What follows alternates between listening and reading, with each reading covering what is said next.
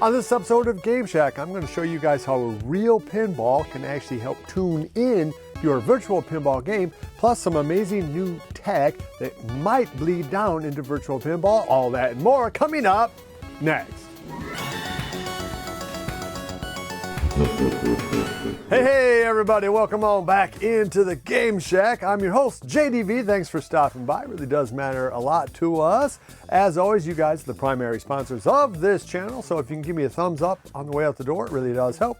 Subscribe if you haven't already, and come on, hit that notification bell. You know you want to. Okay, so yeah, just a real quick little episode on how using a real pinball can help you make sure that you're getting the most out of your virtual pinball game. And basically, you're going to see what I do is I just put this on top of the glass that I have on my virtual pinball game, and I just try to adjust the table to make sure that the ball on the table is as close to a real size pinball that I can make. So this is an 1/1/16 ball bearing that I got off of Amazon. I think I got 3 of them for like $8. I'll have a link down below. But it's good to have this for reference, just so you know, well, this is how big an actual pinball is supposed to be, because depending on how you have your pinball game set up in terms of stretching the playfield out long, wide, whatever, inclination, all of that can have an effect on the size of the ball. So by just putting this kind of, on the screen where the ball is at on the playfield, I can get a pretty good idea if the ball's too big, too small, or anything like that. The other bonus is I actually keep this ball right on top of the glass, kind of where it meets the control panel, and sometimes it'll slide around and add a little extra noise. And when multi-ball's going and this thing's floating around in real life, it can be quite a challenge. By and large, I really only do this for VPX games. You can't really do it on any of the at-games tables. You're just kind of stuck with 1 or 2 views, that's it. So you don't have a whole lot of options there. I generally speaking don't mess with future pinball. All of the things that I use right now are Terry Red's latest versions of the game, and I think all of those offered no apron, so I just pick that version and then go with that. And generally speaking, that ball is going to be pretty close to a real world pinball size. It's really VPX where you have the most freedom and therefore the most potential to get into trouble in terms of ball size. Anyway, there you go, a quick and easy hack for getting your playfield and / pinball to be as close as you can to real size. So the other thing in this episode is I've been talking about this for a couple of weeks now, because it's been a couple of weeks since I saw it at CES.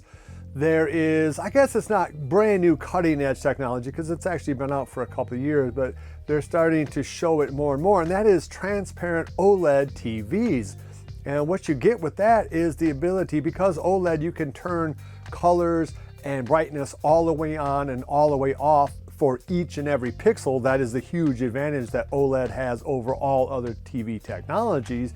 Because they can do that, you can potentially have a transparent screen that will just light up selectively with whatever you want to have on there. Now, right now, the uses for this seem to be only for like billboards or displays or something like that, but I think that this has a lot of potential for virtual pinball. I mean, imagine something like Frodo's sword being on a completely different monitor, raised up a couple of inches above the actual monitor. You can imagine wireframes. I mean, heck, you could even really go wild and maybe have 2 different OLED transparent screens, a couple of inches apart on top of the playfield. So until there are glasses-free 3D movies, TV shows, and yes, video games, I would think that this is the next best option, because if you did have 2 or 3 of those screens, you really could have real 3D type dimensionality. It can make something that already looks very, very good look even better.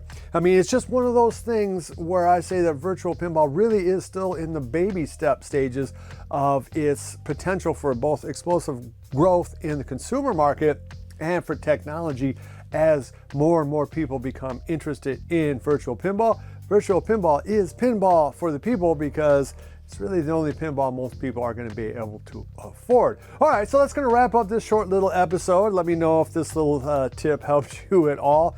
Again, it is a good reference just because it's dead simple, super easy. You just put the pinball either on the monitor yourself or on the glass if you have glass over top of it.